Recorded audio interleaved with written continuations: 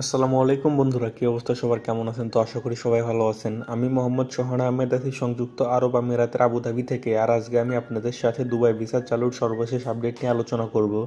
তো বন্ধুরা, সর্বশেষ আপডেট পাওয়া পর্যন্ত দুবার সকল ধরনের ভিসা প্রায় বাংলাদেশিদের জন্য বন্ধ রয়েছে। আগে যেমন ট্রান্সফার ভিসাগুলো হতো, এখন ট্রান্সফার বন্ধ। আবার অনেকে দেখতো যে ক্যান্সেল হওয়ার পরে আরবি ঘরের ভিসাগুলো করতে পারতো, এখন আরবির ভিসাও বন্ধ আছে। এছাড়া ফ্যামিলি ভিসা ও ভিজিট ভিসা এইসব তো আগে থেকেই বন্ধ।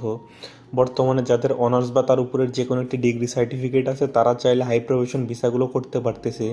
এখন নতুনভাবে সার্টিফিকেট ভেরিফিকেশনের একটি অপশন চালু হয়েছে সংযুক্ত আরব আমিরাতে। এখানে বর্তমানে আপনি যদি ভিসার জন্য অফার লেটার টাইপ করতে যান তাহলে সার্টিফিকেট আলাদা করে ভেরিফাই করতে হবে। আপনার যে সার্টিফিকেট দেখিয়ে ভিসাটা করবেন সেটি আসল কিনা ওটি চেক করার জন্য মূলত এই সিস্টেমটি চালু করা হয়েছে। এখন যাদের অরিজিনাল সার্টিফিকেট নেই তারা চাইলেও ভিসা করতে পারতেছে না। এর জন্য দেখা যাচ্ছে বর্তমানে বাংলাদেশিরা পার্টনার বা ইনভেস্টর ভিসার দিকে ঝুঁকে যাচ্ছে। 4-5 জন মিলে একটা করে লাইসেন্স করতেছে এবং সেই লাইসেন্সের পার্টনার ভিসা লাগিয়ে ফেলতেছে।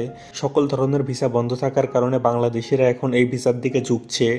এই ভিসাটি দিয়ে যদিও বাইরে কাজ করা সম্পূর্ণ ইল্লিগেল, তারপরেও অনেকে বুঝে ও অনেকে না বুঝে এই ভিসাটি করতেছে এবং এই ভিসা ক্যান্সেলের সময় নানা ধরনের হয়রানির শিকার হতে হয়। 4-5 জন মিলে যে লাইসেন্সগুলো করে, এই লাইসেন্সগুলোতে যদি কোনো ফাইন থাকে তাহলে সর্বশেষ যে ব্যক্তি ক্যান্সেল হতে চাবে তাকে সকল ধরনের ফাইন পরিশোধ করতে হবে। এছাড়াও এই পার্টনার ভিসাগুলো ক্যান্সেলের সময় অনেক বেশি টাকা খরচ যায়। তো এই ছিল সংযুক্ত আরব আমিরাতের বর্তমান ভিসার অবস্থা। আশা করি ভিডিওটি আপনাদের ভালো লেগেছে। ভিডিওটি ভালো লাগলে লাইক ও শেয়ার করুন। আর আপনি যদি দুবাই ভিসা সম্পর্কে নিত্য নতুন আপডেট পেতে চান তাহলে এক্ষুনি আমাদের এই চ্যানেলটি সাবস্ক্রাইব করে আমাদের সঙ্গেই থাকুন।